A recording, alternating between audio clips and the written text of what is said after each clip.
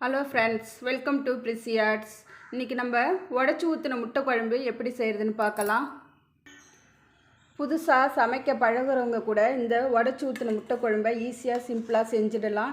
இது சாதத்து கூட, டிஃபன் கூட, சப்பாத்தி, பூரி கூட வச்சு சாப்பிடவும் ரொம்ப நல்லாயிருக்கும். எல்லோரும் விரும்பி சாப்பிடுவாங்க. இன்னும் கேட்டு வாங்கி சாப்பிட்ற அளவுக்கு இதோடைய டேஸ்ட்டு ரொம்ப நல்லாயிருக்கும். இந்த மாதிரி நீங்களும் ட்ரை பண்ணி பாருங்கள். வாங்க குழம்பு எப்படி செய்கிறதுன்னு பார்க்கலாம். நம்ம முட்டை குழம்பு வைக்கிறதுக்கு ஒரு 100 கிராம் சின்ன வெங்காயம் உரித்து வச்சுருக்கோம். அந்த சின்ன வெங்காயத்தை மிக்ஸி ஜாரில் ஆட் பண்ணிக்கலாம். கொஞ்சோண்டு கருவேப்பிலை தழை எடுத்து வச்சுருக்கோம், அதையும் ஆட் பண்ணிப்போம். கொஞ்சம் பூண்டு, ஒரு துண்டு அளவுக்கு இஞ்சி எடுத்து வச்சுருக்கோம், அதையும் மிக்ஸி ஜாரில் சேர்த்துக்கலாம். இப்போ இது கூட 1 டீஸ்பூன் மிளகு எடுத்து வச்சுருக்கோம், அந்த மிளகை இதில் ஆட் பண்ணிக்கலாம். அதே மாதிரி 1/2 டீஸ்பூன் ஜீரகம் எடுத்துருக்கோம், அதையும் ஆட் பண்ணிக்கலாம். 1/2 டீஸ்பூன் பெருஞ்சீரகம் எடுத்துருக்கோம், அதையும் இதில் சேர்த்துக்கலாம். ஏலக்காய் நான் பொடி பண்ணி வச்சுருக்கேன், அதனால் அதை சேர்த்துக்கலாம். நீங்கள் ஏலக்காவாக இருந்ததுன்னா ஏலக்காவையும் ஆட் பண்ணிக்கிங்க.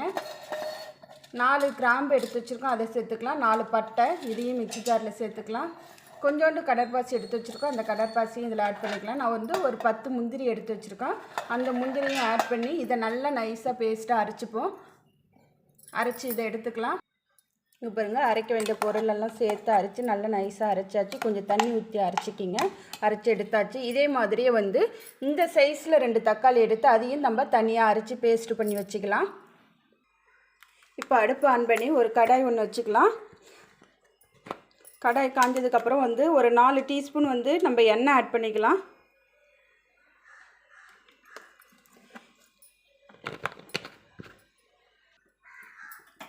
இப்போ எண்ணெய் நல்லா காஞ்சிடுச்சு. இப்போ இதில் 1/2 டீஸ்பூன் பெருஞ்சீரகம் ஆட் பண்ணிக்கலாம். பெருஞ்சீரகம் நல்லா பொரிஞ்சதுக்கப்புறம் பச்சை மிளகாவும் கருவேப்பிலை தழை இதில் ஆட் பண்ணிக்கலாம்.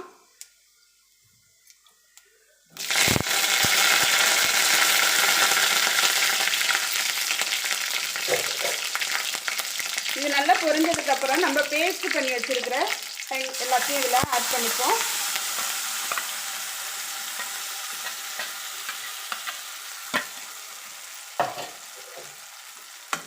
நல்லா சேர்த்து நல்லா வதக்கிக்கும். இதோடைய பச்சை வாசனை எல்லாம் போகிற அளவுக்கு நம்ம வதக்கணும். ஏன்னா நம்ம எல்லாமே பச்சையை தான் ஆட் பண்ணி பேஸ்ட் பண்ணியிருக்கோம். இதோடைய வாசனை எல்லாம் போகிற அளவுக்கு நல்லா வதக்கிக்கலாம்.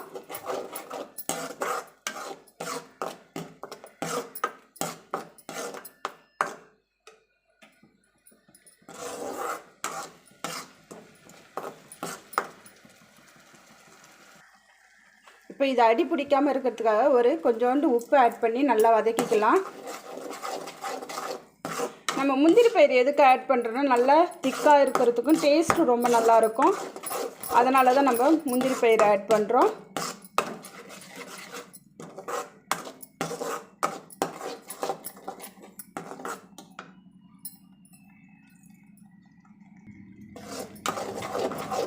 இப்போ இதை நம்ம அடுப்பை சிம்மில் வச்சு ஒரு 5 நிமிஷம் மூடி போட்டு நல்லா வேக விடலாம். இந்த பச்சை வாசனை போக நல்லா வேக வைக்கலாம். இப்போ நம்ம ஓப்பன் பண்ணி பார்க்கலாம். இப்போ நல்லா எண்ணெய்லாம் பிரிஞ்சு வந்திருக்கு, நல்லா வதங்கிடுச்சு. இப்போ நம்ம அரைச்சி வச்சுருக்கிற தக்காளி இதை இதில் ஆட் பண்ணிக்கலாம். தக்காளி ஏன் பேஸ்ட்டாக சேர்க்குறோன்னா அதோடைய கலர் கொஞ்சம் நல்லாயிருக்கும், அதேமாரி கொஞ்சம் சாந்தாக இருக்கும். அதனால் நம்ம தக்காளி பேஸ்ட்டு பண்ணி இதில் ஆட் பண்ணிக்கிறோம்.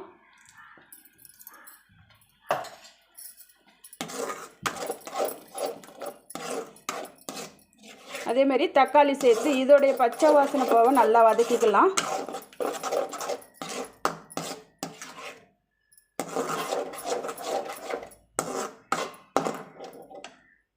அதே மாதிரி இதை மூடி ஒரு 5 நிமிஷம் வச்சு நடுவில் ஓப்பன் பண்ணி நம்ம நல்லா கிளறி விடலாம்.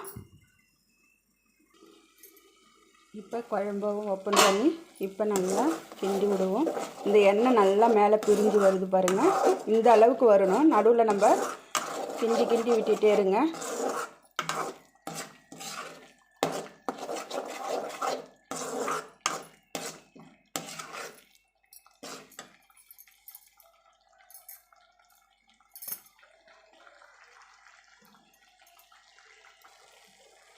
இப்போ இதில் 1/4 டீஸ்பூன் மஞ்சள் தூள் ஆட் பண்ணிக்கலாம். ஒரு 2லேருந்து 3 ஸ்பூன் வந்து குழம்பு தூள் ஆட் பண்ணிக்கலாம். உங்களுடைய காரத்துக்கு ஏற்ற மாதிரி நீங்கள் தூள் ஆட் பண்ணிக்கிங்க. மல்லி தனியாக மிளகாத்தூள் தனியாக இருந்தால் அப்படி இருந்தாலும் நீங்கள் இதில் 2 ஸ்பூன் மிளகாத்தூளும் 3 ஸ்பூன் மல்லித்தூள் ஆட் பண்ணிக்கிங்க.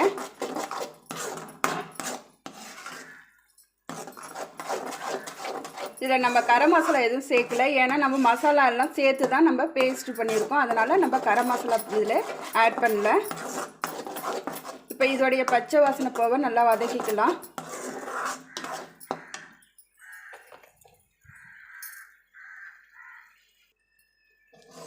இப்போ நம்ம மசாலாலாம் சேர்த்து நல்லா பச்சை வாசனை போக நல்லா வதக்கியாச்சு. இப்போ வந்து நம்மளுக்கு குழம்பு எந்த அளவுக்கு நம்மளுக்கு தேவையோ அந்த அளவு நம்ம தண்ணி ஆட் பண்ணிக்கலாம். தேவையான அளவு நம்ம தண்ணி சேர்த்துக்கலாம்.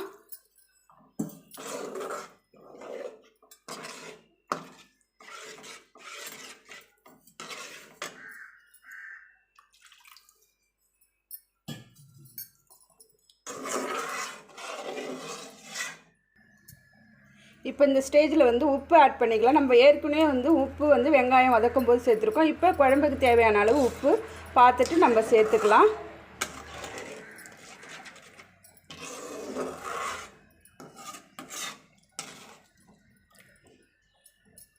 அவ்வளோதான். இப்போ நான் வந்து குழம்பு வந்து மூடி போட்டு ஒரு 5லேருந்து 8 நிமிஷம் நம்ம கொதிக்க விட்டு எடுக்கலாம். மீடியம் ஃப்ளேமில் வச்சுக்கலாம் தீயை வந்து. அதுக்கப்புறம் பார்ப்போம். இப்போ நம்ம குழம்பு வந்து நல்லா கொதித்து சுண்டி வந்துடுச்சு. இப்போ இந்த ஸ்டேஜில் வந்து நம்ம முட்டையை வந்து உடச்சி இதில் ஆட் பண்ணிக்கலாம். நம்ம வந்து முட்டை வந்து உடச்சி நான் அந்த கரண்டியில் வச்சுருக்கேன். இதை வந்து நம்ம அடுப்பு வந்து சிம்மில் ஸ்லோவில் தான் இருக்கணும். இப்போ வந்து ஒரு இடத்துலையும் ஒரு முட்டையாக ஆட் பண்ணுவோம். எட்ட ஆட் பண்ணுங்கள், உடச்சி ஊற்றுங்க. ஒரே இடத்துல முட்டையை உடச்சி ஊற்றிடக்கூடாது.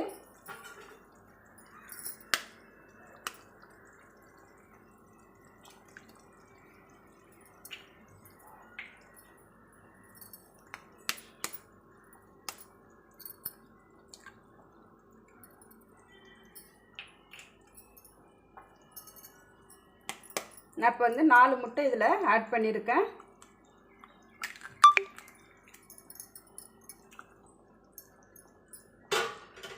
முட்டை சேர்த்ததுக்கப்புறம் நம்ம கரண்டி வச்சு கிண்டக்கூடாது. அப்படியே இதை வந்து மூடி போட்டு ஒரு 3லேருந்து ஒரு 5 நிமிஷம் நம்ம மூடி போட்டு வேக விடலாம். அதுக்கப்புறம் பார்ப்போம். இப்போ குழம்பு ஓப்பன் பண்ணி பார்ப்போம். நல்லா முட்டை வெந்துடுச்சு, குழம்பு ரெடி ஆகிடுச்சு. இப்போ வந்து இதுக்கு மேலே வந்து கருவேப்பிலை தழை, கொத்தமல்லி இருந்துன்னா அதை அதில் ஆட் பண்ணிக்கலாம். அவ்வளோதான், ஈஸியான உடச்சி ஊற்றின முட்டை குழம்பு ரெடி ஆயிடுச்சு. உங்களுக்கு பிடிச்சிருந்தா இதை லைக் பண்ணுங்கள், ஷேர் பண்ணுங்கள், சப்ஸ்கிரைப் பண்ணுங்கள் இந்த சேனலை. தேங்க்யூ.